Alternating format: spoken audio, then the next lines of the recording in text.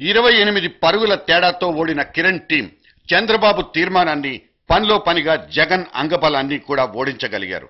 నాన్న పార్థివ దేహం సాక్షిగా 150 దాటిన జగన్ స్కోర్ నిన్న అసెంబ్లీలో అమ్మ పక్కన 18 దగ్గరకు దిగజారిపోయింది.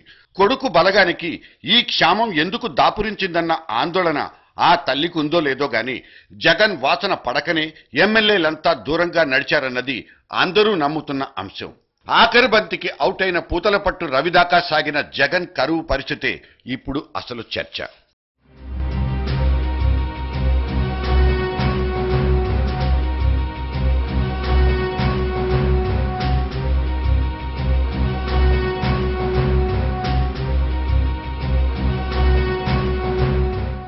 జగన్ వర్గపు ఎమ్మెల్యేలది జరుగుబాట లేక తిరుగుబాట. సోమవారం యూటర్న్ ఇచ్చుకున్న ఎమ్మెల్యేలు కాంగ్రెస్ నుంచి ఏమైనా పుచ్చుకుని ఆ పని చేశారా, లేక ఆత్మ ప్రబోధం మేరకే జగన్ మాటను ఖాతరు చేయకుండా తమ తల్లి పార్టీతో ఉండిపోయారా? ఇది మనందరికంటే జగన్ని వేధించాల్సిన ప్రశ్న. లోటస్ పాండ్ ఇంట్లో కాస్త సావధానంగా కూర్చుని సాలోచన చేయాల్సిన కనీసపు ప్రశ్న. మడమ తిప్పని మాట సరే, కడుపు రగిలిపోతున్న తన ఎమ్మెల్యేల తిరుగుపాట గురించి ఏమిటన్నది ఆయన్ని మళ్లీ మళ్లీ ఆలోచింపచేయాల్సిన అసలు అంశం. ఈ అందరికీ సంబంధించిన అందరికీ బాత్. ఇప్పటికిప్పుడే ప్రభుత్వాన్ని కూల్చేస్తే తానున్నానంటూ హామీ ఇచ్చిన జగన్ వాదనలతో వాళ్ళెందుకు ఏకీభవించలేదు? తమకున్న అంగబలంతో గవర్నమెంట్ పడిపోదు.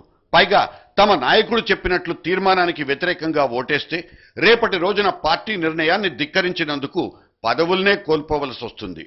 ఇది వాళ్ళ బేసిక్ విచక్షణ. పోనీ కాంగ్రెస్ లో తమకు సీటు పోయినా జగన్ ఇచ్చిన ధైర్యంతో బై ఎలక్షన్స్ లో నిలబడే సత్తా తమకుందా? నా బొమ్మ పెట్టుకోండి, నా పేరు చెప్పుకోండి, ఓట్లు వాటంతటవే వచ్చి పడిపోతాయన్న జగన్ అభయహస్తం వాళ్లకు కావలసినంత ధైర్యాన్ని ఇవ్వలేకపోయింది. ఆ మాటకొస్తే ఇప్పుడు బై ఎలక్షన్స్ లో పోటీ చేసి మళ్లీ 2 ఏళ్ల తర్వాత ఇంకోసారి ఎలక్షన్స్ లో పోటీ చేసే శక్తి సామర్థ్యాలు వాళ్ళకెక్కడున్నాయనే పెద్ద విషయాన్ని జగన్ ఏమాత్రం సీరియస్ గా తీసుకోలేదు. అదే వాళ్ళ బాధ. అంతేకాదు, జగన్ ఆర్థిక పరంగా తమకు ఎటువంటి హామీ కూడా ఇవ్వలేదన్న ఆలోచనలు కూడా వాళ్లను బ్యాక్ టు పెవిలియన్ అనిపించేశాయి. జగన్ ప్రస్తుతం ఉన్న పరిస్థితుల్లో ఎవరికీ ఎటువంటి ఆర్థిక పరమైన హామీలు కురిపించే అవకాశం లేదు. ఆయన రేపటి రోజున కనీసం కనిపించే అవకాశాలు కూడా లేకపోవచ్చు.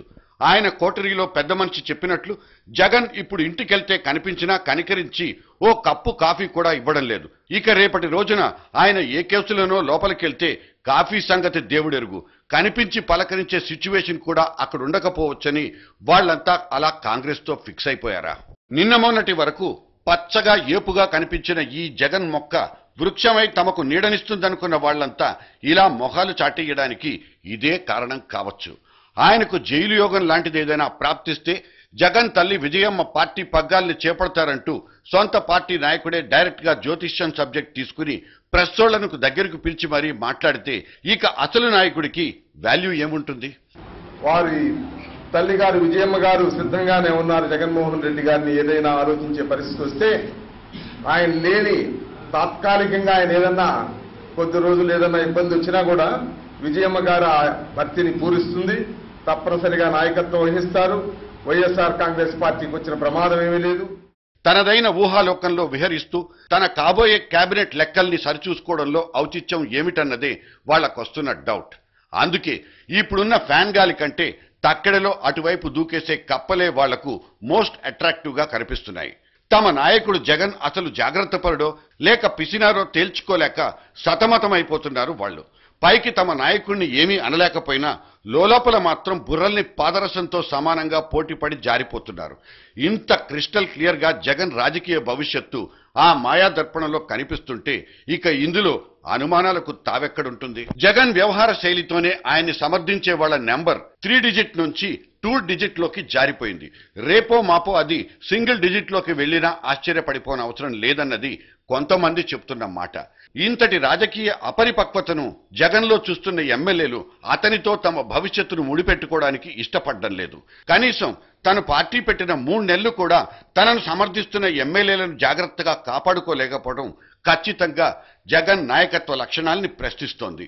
ఎంతో నిర్మాణాత్మకంగా వ్యూహాత్మకంగా ఓర్పుతో తన రాజకీయ భవిష్యత్తుకు మార్గం వేసుకోవాల్సిన ఈ యువకుడు అనాలోచితంగా ఎవరినీ కలుపుకోకుండా ఏకపక్ష వైఖరితో మొండిగా వ్యవహరించడం ఇప్పుడు స్పష్టంగా కనిపిస్తున్న దృశ్యం.